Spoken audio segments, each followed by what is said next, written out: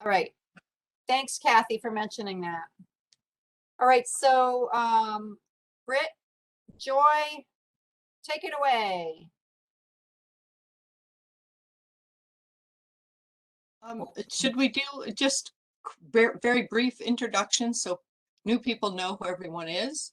I'm Joy Erickson, and this over here reading his phone, that's Bob, my husband. I am the former director, and this year I'm consulting, and we're having a transition year, and I'm really excited about that. And so now I'll go to Brittany. You all know who Ellen is because you've had a lot of communication with her.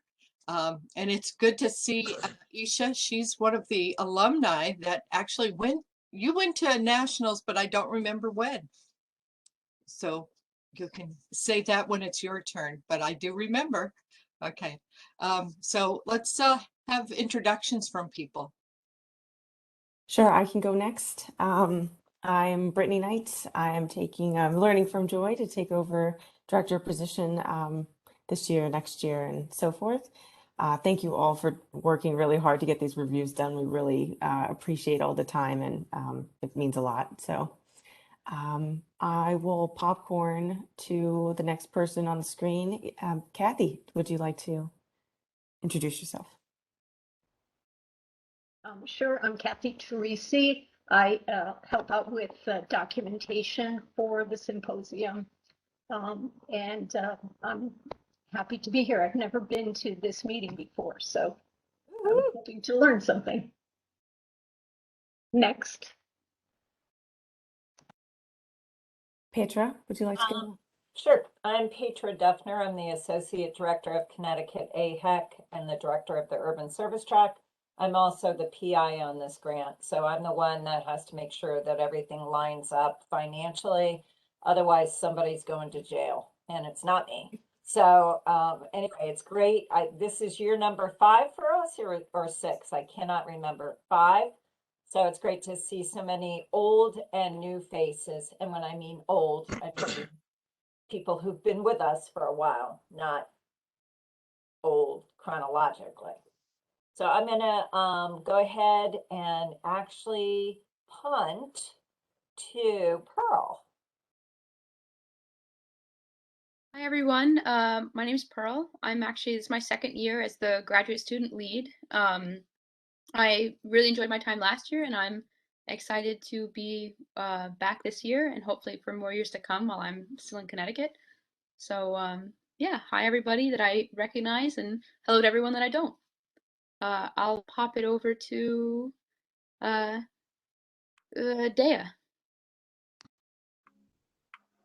Hello, I'm Dea. I helped out last year with the poster presentation readings.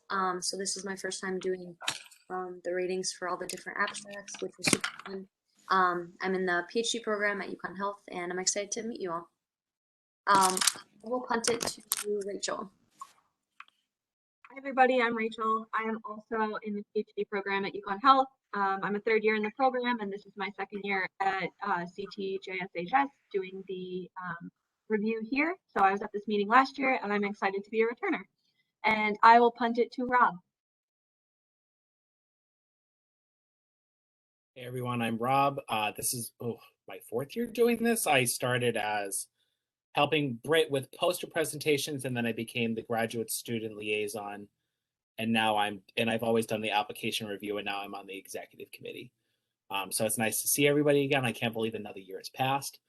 I will pass it on to Barbara.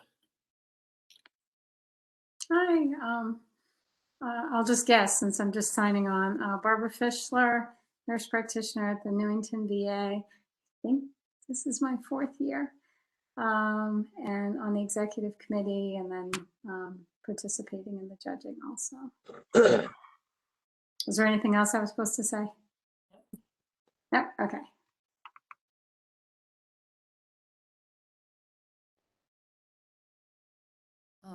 You have to pass. I pass to somebody else. I don't know who's gone yet since I just signed on, so maybe somebody can help me. Adler, you just got here. Yeah, so I just joined on. What are we doing? Going around introducing ourselves? Yep. Hi, my name's Adler Smith. I'm a mechanical and software engineer at Pratt & Whitney in East Hartford. I do advanced methods research and software, so trying to automate the job of engineers. Okay. So I don't know who's gone, so I apologize, but I'll pass it to Julia Levin. Hi, my name is Julia, and I'm currently serving as the AmeriCorps member at the AHEC office, or the Connecticut AHEC office, so just helping wherever I'm needed. I will pass it off to Kathy Falco. Hi, I'm Kathy Falco. I'm new to this program. However, I've been working with kids for a long time. I was on the executive board for Connecticut Odyssey of the Mind for 20 years. I was president for a couple of years and involved with a lot of student competitions with that organization. I'm recently retired from AT&T, and I'm very happy to join your team. And I will pass it on to John Swanson. Has John gone? I have not, thanks. This is a lot of pressure because the more people that go, the more people I have to keep track of who's gone and who hasn't gone yet. I'm John Swanson. I teach at E.O. Smith High School. I actually looked this morning because I never remember how many years I've done this, and I've been doing it for 9 years. So this is my 9th year on it. And I will, keeping in the John vein, John Lastory, I'll let you go next. Great. Thank you very much, John. John Lastory, I teach chemistry at Killingly High School. I've been there for about 30 years. I've been doing the symposium for only slightly less years than that, I think. I think that, and I'll be running the judges session after the oral presentations on the 27th. And I will pass it on to Isha. Hello, my name is Isha. I am currently a first year student in the MD PhD program. It's nice to see you all here. As Joy mentioned, I competed as an oral presenter at JSHS 2013 and 14. It was a fantastic opportunity. In my second year, I got first place and I was able to go to DC to present at the national level, which was just so incredibly rewarding. So look forward to reviewing applications with you guys. Oh, I will popcorn over to, I only see the first 4 letters of your name, Rich. Hi. Hi, Rich Luddy, associate professor in physics at UConn. Been doing this for quite a while. I used to bring high school students many years ago, probably starting 20 years ago or more, and I enjoy doing this. This is fun, seeing those bright kids.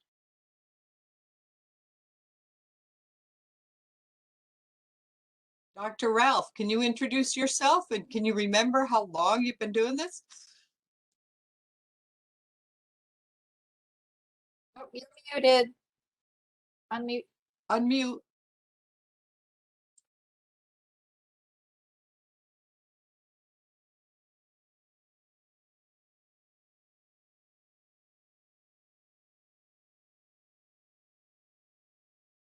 Well, it says you're unmuted through the WebEx, but maybe there's something with your system that is muting you.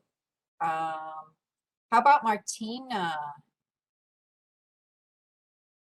Hi, my name is Martina Capriotti. I'm a marine biologist, currently working as a postdoc in the Department of Marine Sciences of UConn. It is my first year and it was super interesting. Thanks for involving me in this adventure. Love the accent. I'm Italian. No, we're all the ones with the accents, not her, right? Okay, so who do we miss? While Ralph is figuring out. Oh, we still can't hear you, Ralph. No. Okay. No. Oh, yep, that worked. that worked, Ralph. Uh, Yep, you got it. We can hear you. you can hear me? Yes, yes. Introduce yourself. Oh, That's why okay. I wanted Well, to know how many years you've been doing this. yeah, I'm an old science teacher and I've been doing this a long time. And you're very bashful. No, not so much, but we'll wait for the joke for the end, once the work is done. Okay. All right, are we ready to start then? Brittany, you're the lead this time. I'm here to help and support you. Sure, sure. I think we can go ahead and share probably the spreadsheet. We had around, I think, 70 applicant proposals to review. They all got divvied up based on your area of expertise for the Google form that you all signed, filled out. Tried to keep it as best as we could with your expertise and the students. That couldn't always be the case because some areas of expertise were there were more of them than others, and so some people, thank you if you did, had to review topics out of their area of expertise that they had wrote down. Just the nature of the game. So Joy graciously went through and organized all of the data today, created the score averages and labeled here starting top to bottom, highest score, lowest score, and then delineating to the top 15 that would be presumably oral presenters for O and then P for poster. And then there are just a few things that we probably should just review before deciding the final set list. So per the rules, we don't accept more than 3 students from the same school within a competitive category. So as shown in light green, Greenwich High School, there are 3 applicants in the oral, and then there was a 4th applicant that could have been an oral, but because of that cutoff at 3, they were pushed to the poster. But maybe that is something that we should maybe review as either not all of them, but maybe the last 2 or the bottom 2 to decide, if that cutoff is true. And then there are a couple of schools that haven't been represented in the oral or poster competitive categories delineated by yellow, as Joy has shown down here, that we probably should review that we can add potentially to the poster category. Fill me in or add any details, Joy, if I've missed something. Britt, what does the S, is it it looks like it's Ashley Malkin, and her score was a 4, and then there's an S in that category. I'd imagine it's STEM exhibition. Oh, okay. Yep. Yeah, if that's correct, Joy. Yeah. So there were 15 noted for oral and poster. There was potential discussion between that Joy brought up about maybe either, if it would be possible to add more to the poster section to maybe include some of these other schools that aren't represented. That's something I guess we'd have to discuss the feasibility of that if it's something that we would want to do. And typically, how many oral presentations are done? The group, Joy, just remind me, Britt, is it 10 students, 12 students? And then how many do? I thought it was 12, but I'd have to look back. It's 15 or 16 Oh, is it? oral, correct, Joy? Okay. I'm not sure why we're not hearing Joy. The manual says 15 or 16. Okay. So we have 15 labeled here. Joy, you are muted if you didn't know that. Oh, she's figuring it out. Okay. Is that the same then for the poster, or is there some flexibility with that?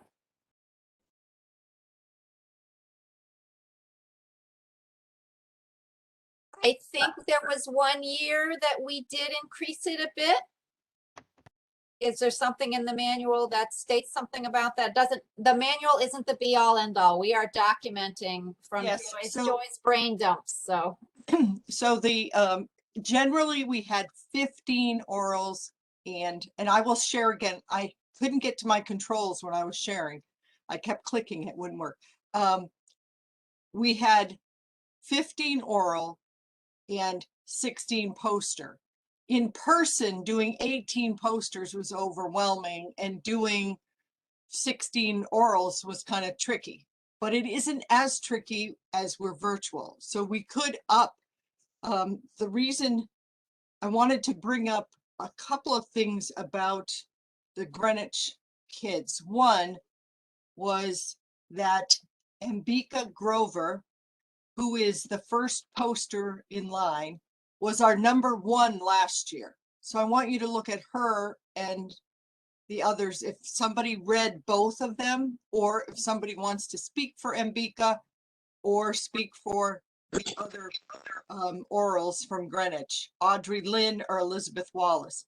Naomi Park got the best score ever, so we definitely want her in there. And maybe Ambika will go to posters, but if she does, she's probably going to go on to nationals. And the other thing was you could increase the numbers if we agree as a group, or you could keep the numbers the same. But in this time frame, the way we do it, we could have 4 groups of 4 rather than 3 groups of 5 for the orals, and do that on that Sunday. Oh, I'm frozen. So let me share. So I have a question. I might be the only one here that doesn't understand the entire process, but I'm just asking next steps and what is the expectation? Next steps as far as after today's meeting? Yeah. Like, is there more reviews that are done another date? No. Or The students are contacted on Saturday, I believe is the day that we set to let them know what their status is of competitive category or exhibition.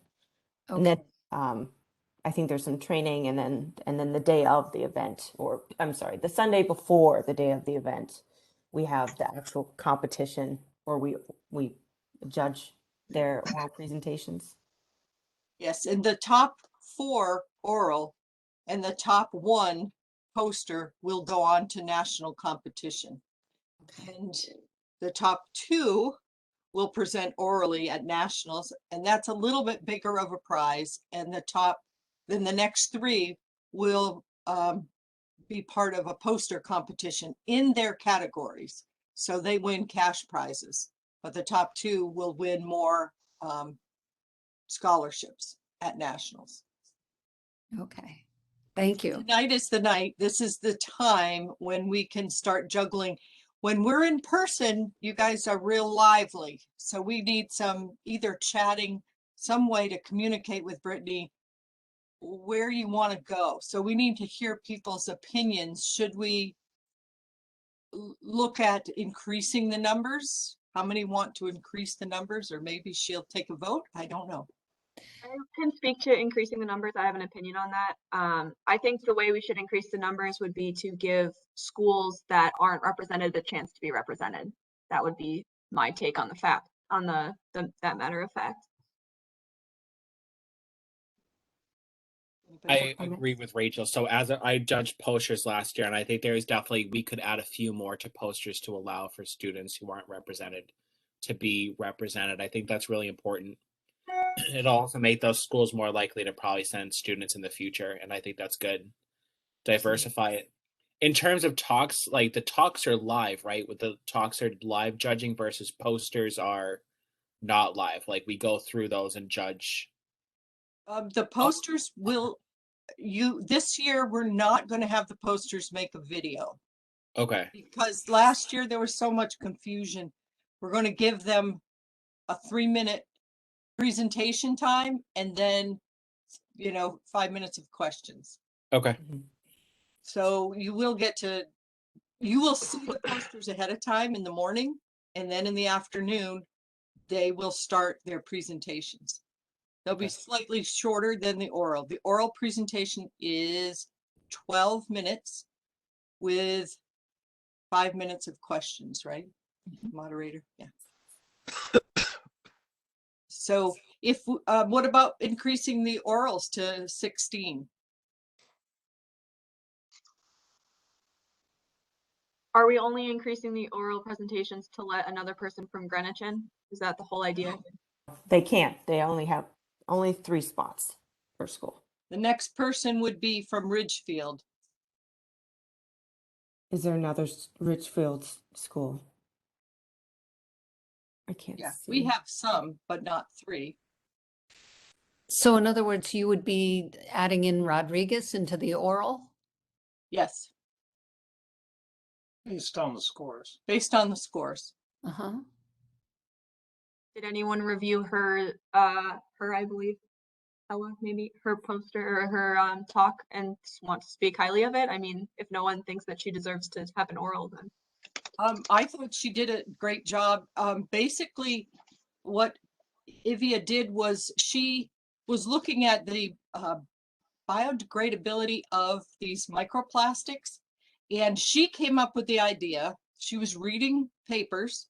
She contacted scientists that were the journal authors of the paper to ask questions. And then they said, what you really need is a lab to do this in that has this, and this equipment. So she called around, found a lab with equipment that was close to her home at the University of Fairfield University. Sorry, said that backwards. And she contacted a few professors. Because of COVID, she had to be in a lab. Her mother was her supervisor. She was also a scientist. And she came in the lab and was there so that her daughter wasn't interacting with any of the other college students. And they went every week during her time after school and did her research project. So yes, she had a collaborative team, but she did this is what I want to do. How can I facilitate it? And here are my resources, not just the journals, but the authors. Somewhere in Europe, I believe Scotland was one of her contacts. Am I correct, people who read her paper? I didn't read it. And she's done with the project as well. That's another thing that we look at. Is it complete? Because you don't want somebody to get up there and say, well, I was going to do it, but the bugs didn't grow or I couldn't get the lab. We definitely look for that for our oral presenters. That's a big deal. Martina reviewed that one too.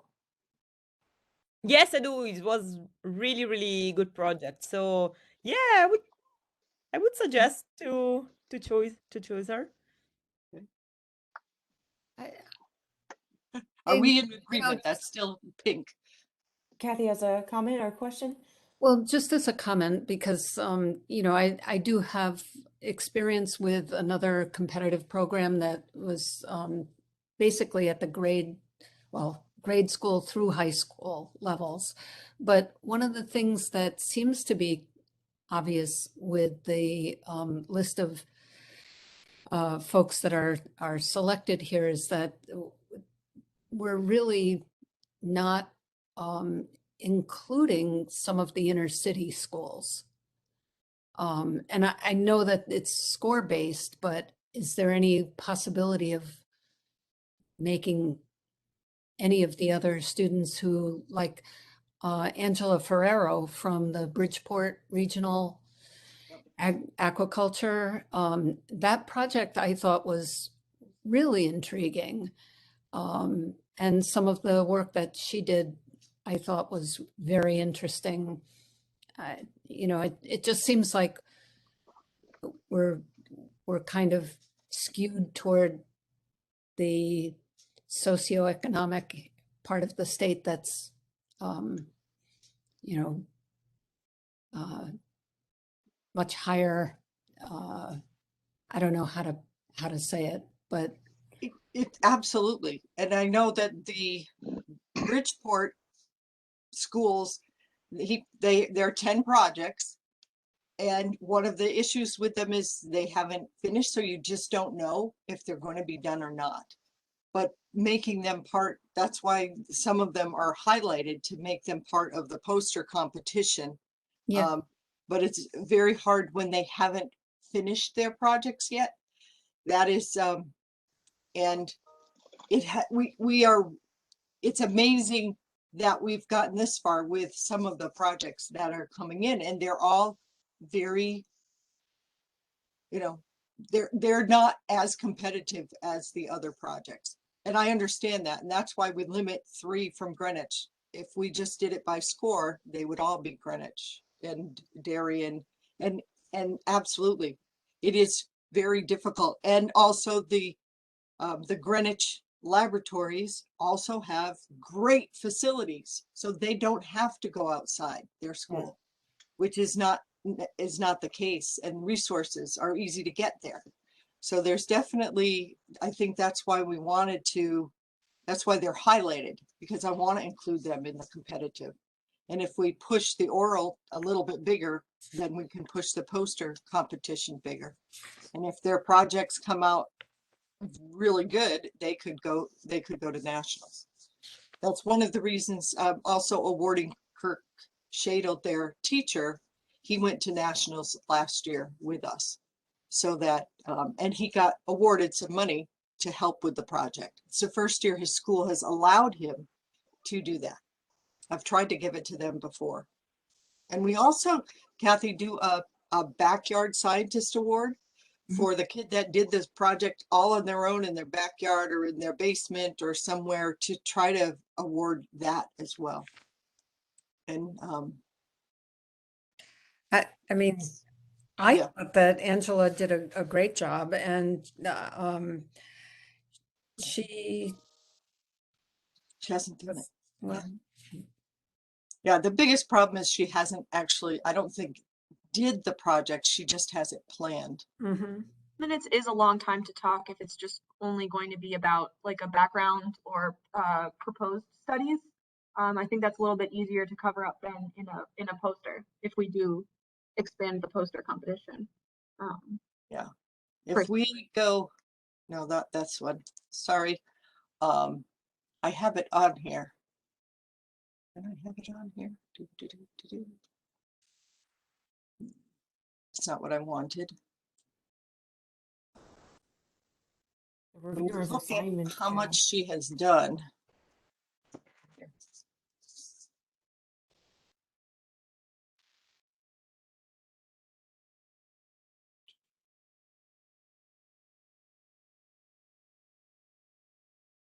Angela. We can watch hers. In her abstract, it says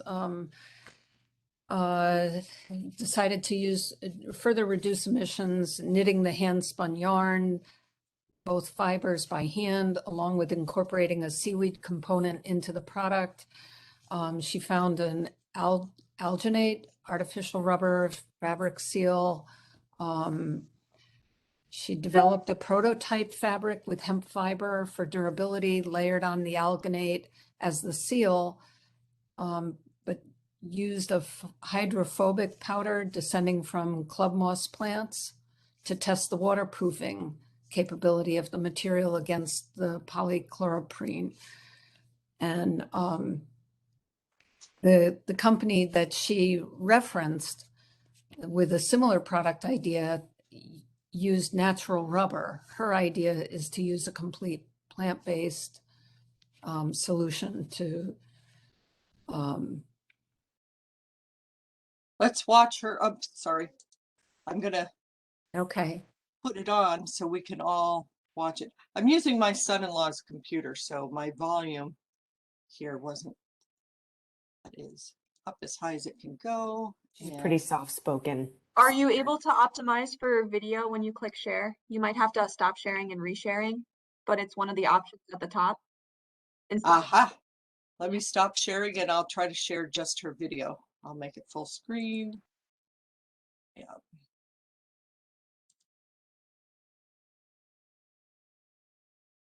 Stop sharing. And then I will share again. I don't know if I can do it for video. In your share screen window, it's on the top right. There's like kind of like a long skinny button to the right. On the far end of it, you'll see like a little speaker. So make sure that's clicked. That's the last one down. Yeah, do it again. Bottom one. Oh, okay. This is why I hang out with Bob. Okay, here it comes.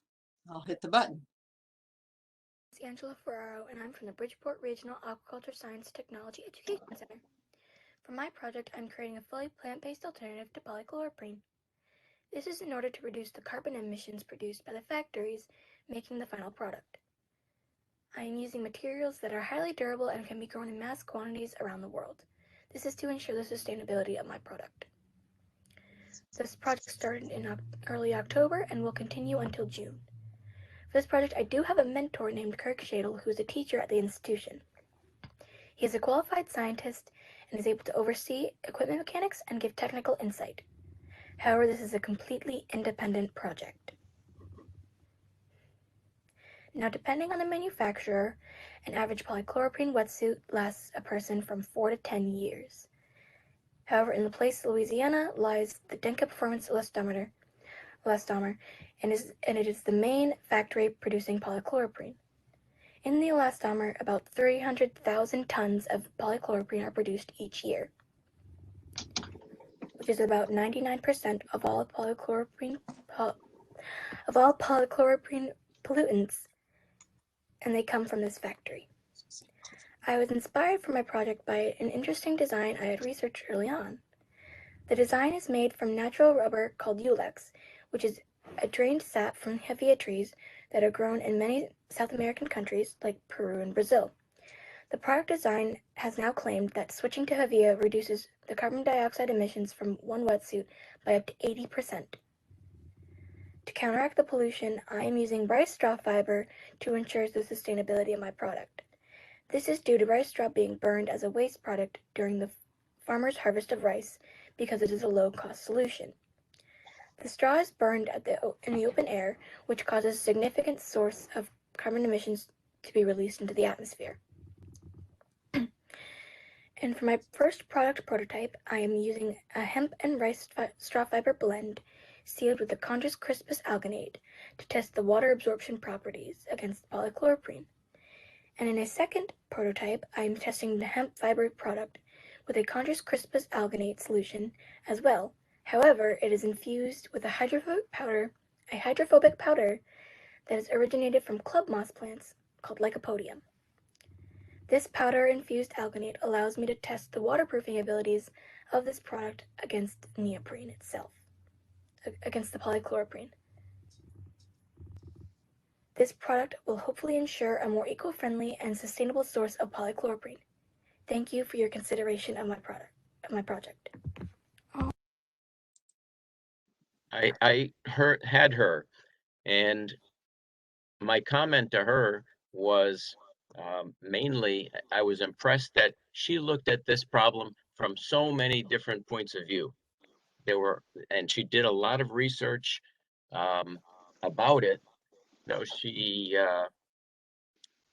she clearly, you know, she wasn't a high-powered person like we get from some schools, but I was amazed that she had investigated she did everything she was supposed to. She investigated from many different points, and that impressed me.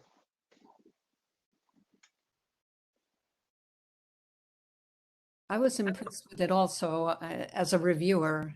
I thought that she was very thorough in her approach, and I'm not sure, you know, the qualifications of being complete with the research project and how that impacts this participation from this point.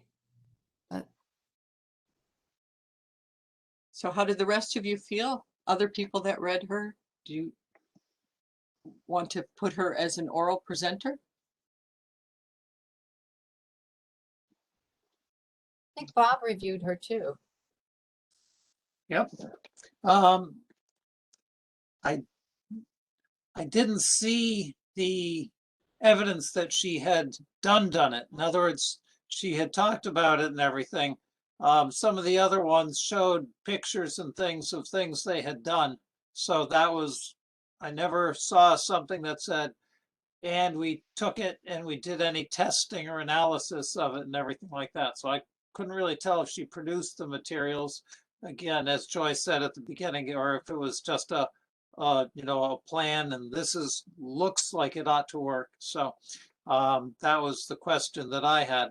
The other thing is that when I read through her abstract, some of the wordings I found hard to follow, so I hadn't given her quite as high a score because of that. Those were the only two things I had. Other than that, I mean, like you said, it's a great idea. So. I agree. I noticed, like I said, she went at it from all different angles with her research, but didn't go farther than that. It's still kind of at the research phase. So Do you know, is she a senior? Yes. Oh, okay. Because, if she were not a senior, we could encourage her to be involved next year. But I liked what I saw. I didn't read her materials or see, but I'd be inclined to give her a chance.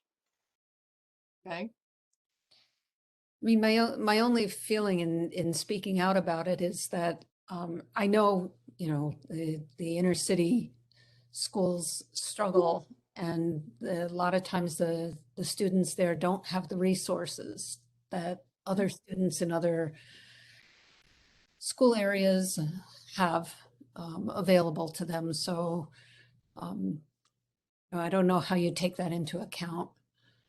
Well, this is how I talk about it. If that's an O. If anything, I felt like the current sort of scenario that we're living in extended that gap between those schools, because those Greenwich kids, I mean, the ones that I read from Greenwich, these kids are still doing high-tech stuff because they're doing it in their high school. And I read a lot of ones where it was, I can't go into the lab, so I'm mining data from somebody else's project. So the fact that this girl put these pieces together kind of on her own and was able to, do it with duct tape and bubble gum is impressive. Yeah, I agree. I agree. I don't think it should be an oral, though.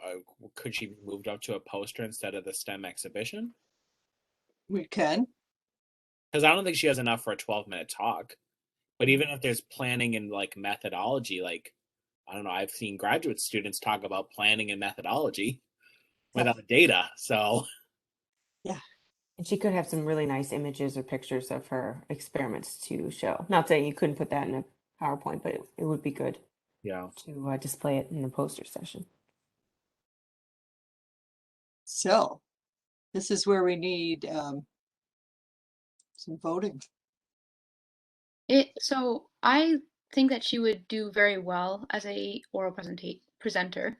I think she has something based on how her abstract read, but this is also, I didn't review her, so I'm just reading this now. It's like a first impression.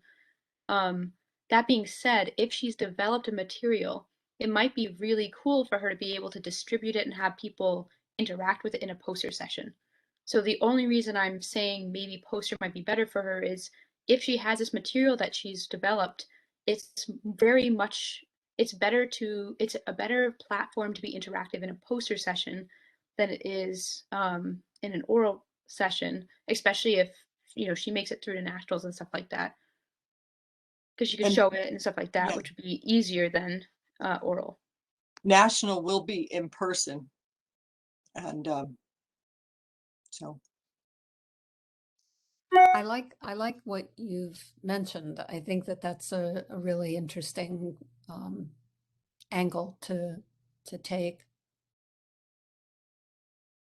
And I do know that, from a school's perspective, the school itself gets really excited when kids are included. you know, it has that Absolutely. kind of other, Wide, for sure. Yeah, you know, yeah. Gives them a result, lift. you know, as opposed to, I think that also this one teacher, the Kirk Shadle, Yes. has been very supportive, obviously, of several students. So This is his class. And what about the other, I know, as far as Torrington, Green Farms, and Guilford High School, not necessarily inner city, but we haven't had from Guilford and Torrington, this is the first year they are coming to JSHS. And these are the only students that are coming from their schools. So this might be a good time to, if we can increase the posters this year, it would be a good time to include them. How do people feel about that? Yeah, I agree. Yeah. I don't know I that I agree can too. speak from experience, but I would say if you can include more students in some of the activities going forward, it does build excitement and interest. Yeah. No, I personally reviewed Jason's, and I thought it was a great first stab at something super relevant. He was trying to look at the difference between 2020 and 2021 with peaks in COVID infections after the holidays. So basically his control, like his variable was when vaccines were available versus when they weren't available. So I thought that was a great idea and showed some real like thinking.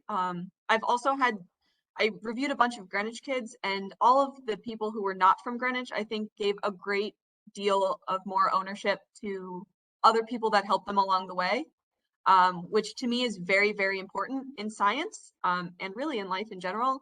I know kids are bright and brilliant, but I just think that like there's just no way for some of this stuff. So I think as far as scientific integrity, data ownership, and intellectual property, I think the kids from the other schools have really, really nailed that down and acknowledged collaboration when necessary. Yeah, that's a good point. My bit about that. Was kind of interesting disappointing. point. Yeah. I know we're not supposed to weigh the outside assistance forms heavily, but they're really bad. There was one that think was some, actually yeah. filled out by the teacher for the group. So It's a tricky question, Rachel, too, because the Greenwich High School facilities are that good that they don't need outside resources. That's the catch. A lot of these kids aren't acknowledging that they got outside help because they are doing it in the high school. They have an SEM, they have a mass spec, they have equipment that universities don't have. So that's it's absolutely fine, but Yeah. they didn't invent nanoparticles. No, but they've worked with them in previous years, so that's one Many of the tricks that they have. Having done it for a couple of years, you see themes with things that they know how to do or common solutions to problems. You're right. It's There's actually very, a book very high written level. about it. There is a book written about Greenwich High School laboratories, and it's called The Class. It was done by a New York Times author who was sent there to just investigate, and she was so blown away. She spent a year there. So Can I just say something real quick? The very first year, so I think it's only been 4 years. One of the projects I reviewed was nanoparticles, and I thought, oh my God, I'm not going to be able to handle this. And I ended up literally doing a lot of research and trying to understand it, and I was just, I'm with you, just blown away that these kids were doing this at school. And then I did see it repeat a few times, so I hear you. That's a different school. yes, it is, and it's a public school. And kind of like circling back to talking about including other schools. These kids already have so many advantages to even get here. It's clear in their abstracts, they have extensive help going through how to word it, revisions. It'd be really nice to give the students who worked really hard that didn't have access to these things who didn't necessarily have the mentors that I've done this for every year and gotten all these adjuncts in to get a chance, so that not only do you get the students at these schools excited, but hopefully we encourage representation from these schools because they know they're good enough to be here too. Because you keep seeing these high power schools, and all the kids are going to see this in the presentations, it's discouraging for the schools that feel like they're not represented. And I want to make sure that these students don't continue to compare themselves to something that's totally different from their experience, and know that they can do this and they can go into science, and that they don't need to have grown up with these things to be able to access them. Yes. And I'm all for that. And I push that. Actually, we're the only state that does what we're doing right now. We're the only region out of 48 regions that actually compares, limits the number. From when you read the abstract booklet from nationals, you will see that everybody from Virginia is from the Thomas Jefferson High School. Everybody from North Carolina that's in the top 3, because I have an influence in North Carolina, is from the governor's schools. And there are gifted schools all over the country, and most of them in Texas, it's all from Plano, Texas, year after year after year after year. And so on one level, for them to compete nationally, and we've done pretty well nationally, and that's going to be our top couple of people, but that's why we brought the posters into the nationals, to give that experience to other people. And that's why we bring a teacher with us, to get that experience as well. So I'm all for that.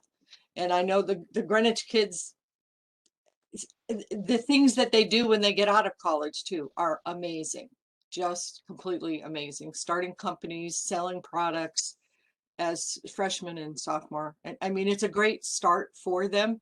And actually one of the mentors from teachers from Manchester wants to start some kind of a research program like they did in New York.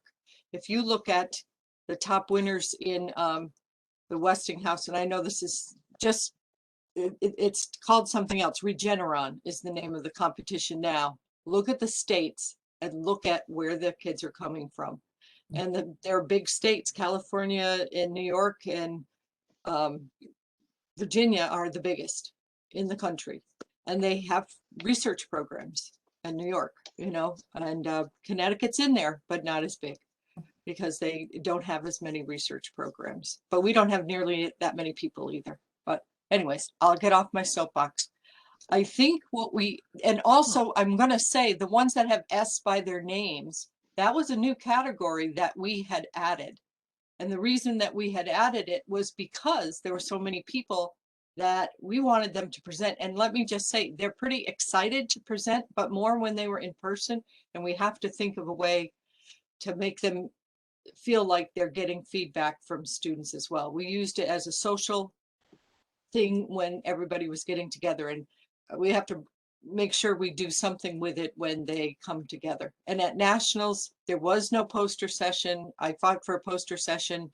There was no money with it at first. People donated things for me to give away. And then now it's categories with real judges, and it is a real thing at nationals. So that's to get more representation, get all the kids from everywhere participating.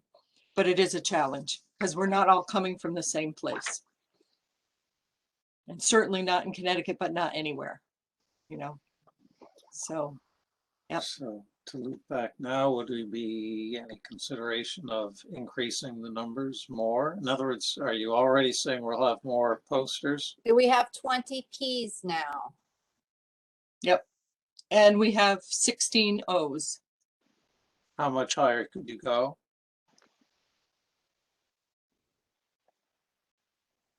I don't know.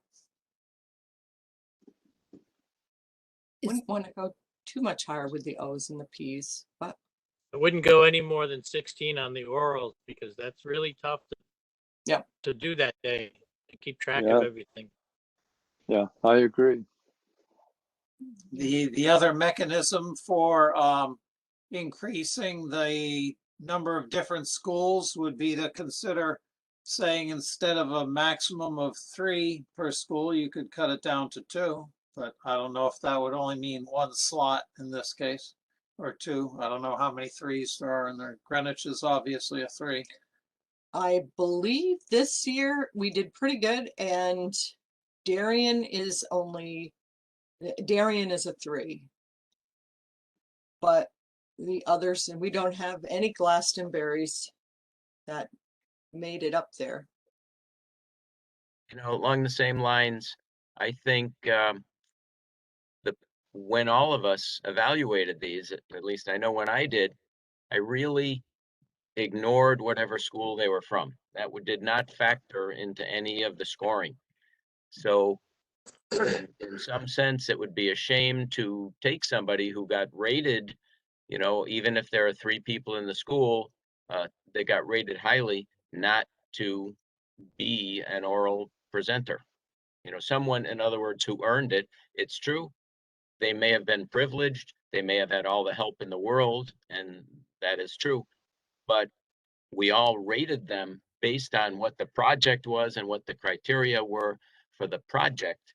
And if they came out higher, it's hard to, I think, knock them down and not let them, even just because they're unfortunate enough to go to a school like Greenwich. Yeah. I'm not from Greenwich, so that's okay with me, but Well, where did the three school rule come from? Is that arbitrary? Was that made up? I made it up because Yeah, we limited the schools to 10 students. So now I made it up well before this, but there was a year that the top 3 Greenwich kids won the oral and the top 3 won the poster. But at science fair, they don't have rules like that. Every kid at the science fair was from Greenwich, and all the kids were from, and it was a banner year for Greenwich. But I'm just saying they don't do it there, and it's not done at very many venues. As a matter of fact, sometimes the opposite is done. you know, I think you did the right thing. I'm glad we Yeah. have that 3-person rule. It is a fight for Brittany. I'll tell you this: it is a fight for the director when because parents want to see all the kids from Greenwich. If they did they agree with, you know, they score higher, they do a higher quality project. Why aren't they in all the top spots? But JSHS itself only lets 5 come from any region. I had the opportunity to go to many regions, and Long Island says we should get 10 or 12 kids. New York City says we should get 10 or 12 kids. And Virginia shouldn't get hardly any because there's no smart, you know, like they were arbitrarily saying, you know, why do we take kids from Oklahoma, New Mexico? So we take them from everywhere, and it's only 5, and it's just like the Olympics. That's all. Is there a way that we could almost require the schools, the sending schools, to have their own internal fair or something to judge them, and they have to pick their top 3 to send? You could try. I think you'd still get the or same just top say, 3. I mean, is there a way that we say, look, we're only going to pick your top 3. If you want to head us off and offer the top 3 that you decide, and you know, make it easier for us in a sense. But then they still have to go through our system of evaluation. It does, but that passes the buck to the teacher in the school to deal with the parents, because now he's not sending your kid in and he's got to deal with it. I kind of feel like our system works a little better, where we I kind of discourage gatekeeper. I've had teachers try to do that with me, and I don't know if anybody saw Andy on his knees asking to come back to JSHS from Greenwich, but I said, no, you can't tell me anything about your kids. I had a child in JSHS. I had to leave the room, and I don't know if some of you still remember that I had a child in JSHS, and I left the room. So and we don't let teachers, if John either John had a student or Diane has a student, she doesn't judge. And we do that.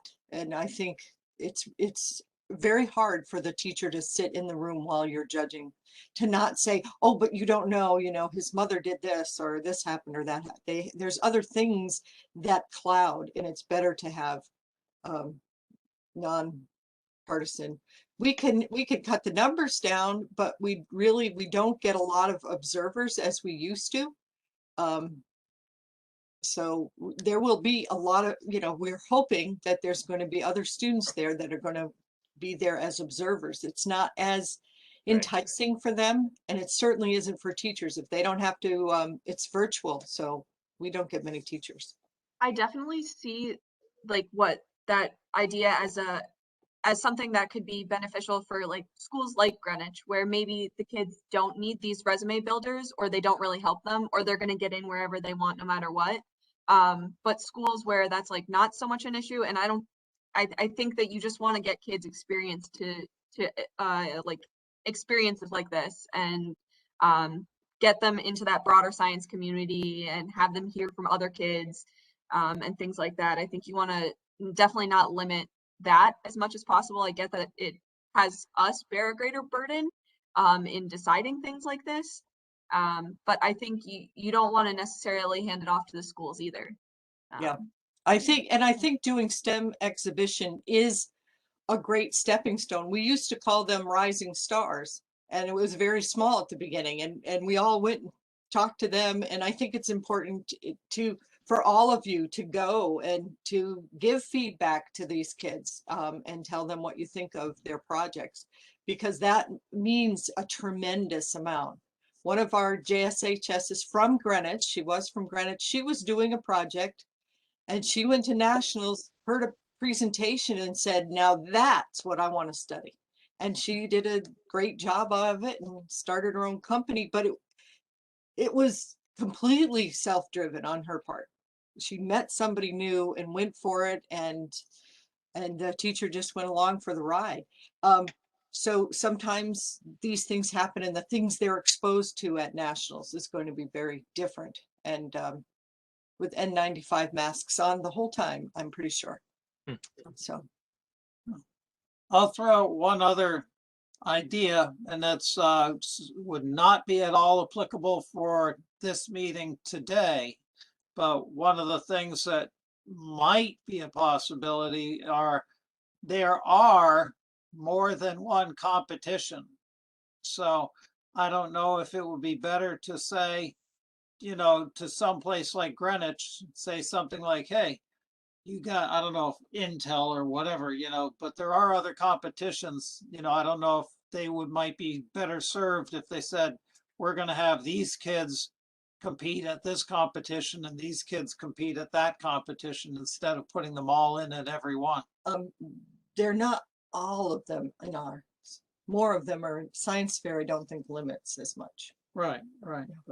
I also think it's kind of nice to see like what other schools are doing. Like if Greenwich has all these amazing facilities, it's nice for schools that maybe don't have those facilities to see that caliber. Maybe it'll like inspire them to reach out and look at other different programs. But as for the 3 schools, I agree. Like I understand the other Greenwich students scored higher, but they have access to way better facilities. So I like the amount of effort that they have to put in to have such a great presentation isn't necessarily higher, in my opinion, than the individuals who had to work harder to get those scores. The other tricky part with this too, and we used to run into this a lot, was do kids do their own work versus do they not? And again, to go to the Greenwich piece is one piece, but you also have kids that go and work in research labs. So a lot of these research programs just farm kids out to UConn or UConn Health, or if you're down in the Gold Coast corner, you're sending kids into the city to universities. So they're just kind of, following along with postdocs doing this really impressive stuff, but they haven't really necessarily done it, but they have access to impressive stuff. So there's a lot to sort of tease apart with all of these projects.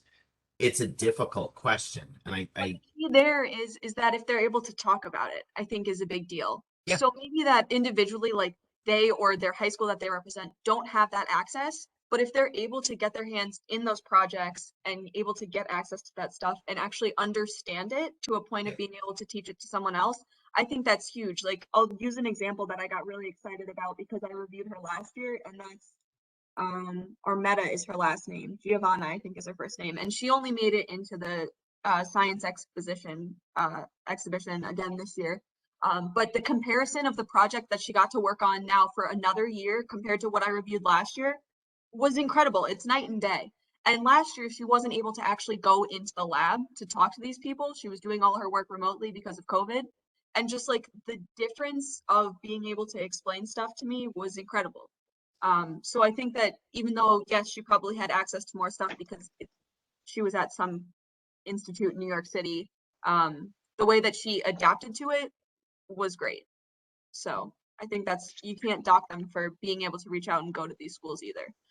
Right, and that was exactly what my point is. I think it's really difficult to dock a kid based on what they have access to. We have to kind of do it, I hate to say it, but we have to kind of do it based on the merit of the project. Yeah. It is a complicated issue, and it comes up every year at nationals as well. They call the kids who go to university 6-week wonders, and those that do it themselves, homebrewed, and there's all kinds of the Academy of Science actually has 2 different categories. And I don't know where they do. I judged that in North Carolina, and they do it very differently. Those who are from a university and mentored by a PhD, and those who are mentored by their teachers and are doing it in a school lab or in their house. So they have 2 different categories. And some JSHS have they start with freshman and sophomore doing I did library research and this is what I'd like to do. So there's a lot of different responses to that. We do usually a presenters workshop, and I hope that continues this year. But as far as the choices right now that we have, I think it's time to wrap this up. And we did not have a fall meeting this year. Did we have a fall meeting? No. Yeah, I think it was in November. Did we? Yeah. So this is something to put on the agenda for then, I think, because right now is, we're hip deep into this, so we have to keep going. So it sounds like the group has no problem with increasing the oral presentations to 16, the poster presentation being increased. So that's one decision the group has already made tonight because of the virtual nature. So that's good.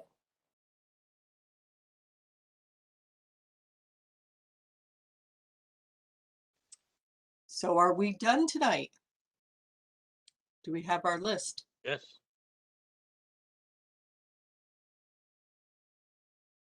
Okay. So we have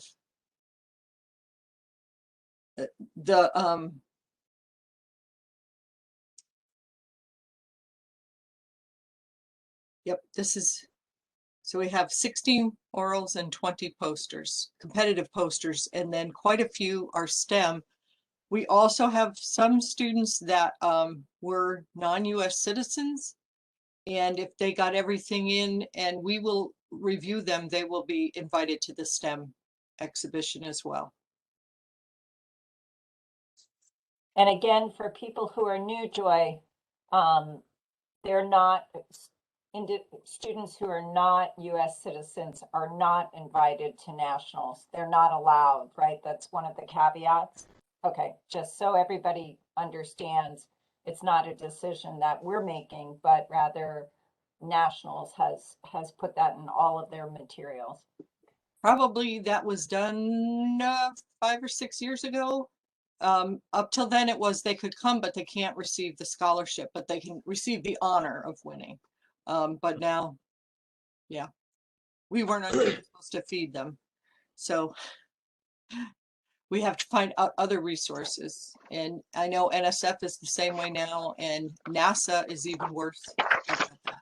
So NIH too.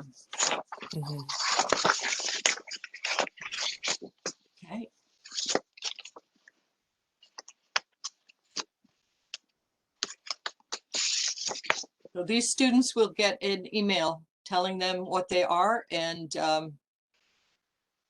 the school teachers that are their mentors will put an email together for them as well.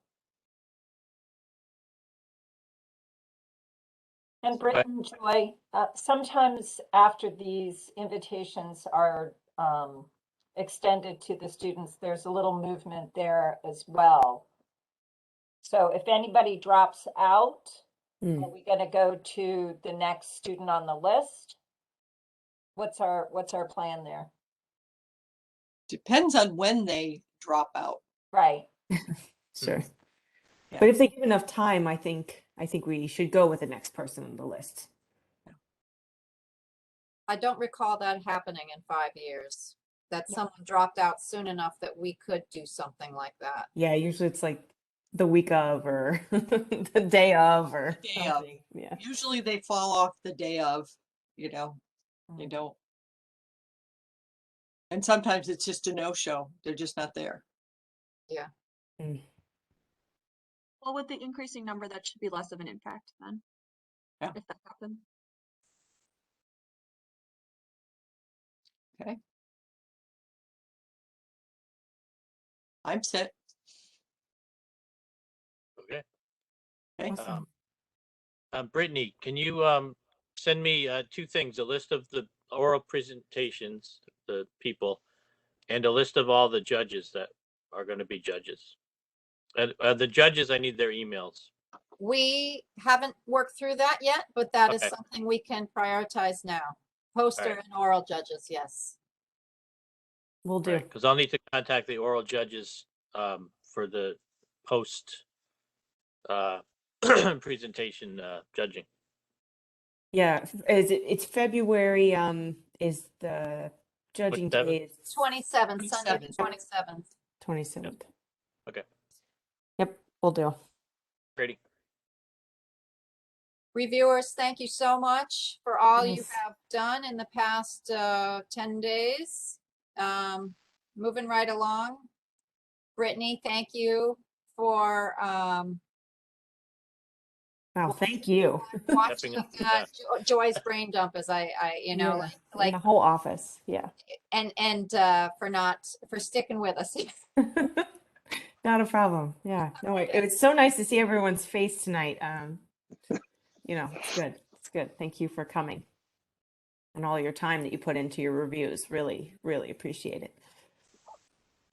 There is someone on the phone, 917, and I'm not sure I know who that is. We're just trying to get adequate minutes here. Who is that? Hi, this is Anu Prabhat. I'm one of the reviewers. Excellent. Get to do as much reviews as I would have expected. This is my first time reviewing, but it was a really great experience. These kids are really amazing, and I love the opportunity. Excellent. Wonderful. Thank you so much for joining us on the team and on the call tonight. Sure. Wonderful. Thanks. Thank you. Thank you, everyone. Thanks, Britt. And the students will get your comments as well. But I will read them, make sure everybody's comment, you know, nobody said anything bad, but. Awesome. Okay. All right. Good night, everyone. Have a good night, everyone. Thank you. Be Night. safe. Bye, good Thank night. you. Bye. Bye. Good Bye. night. Bye.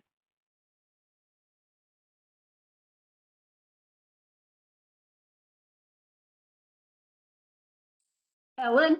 Yes, I am.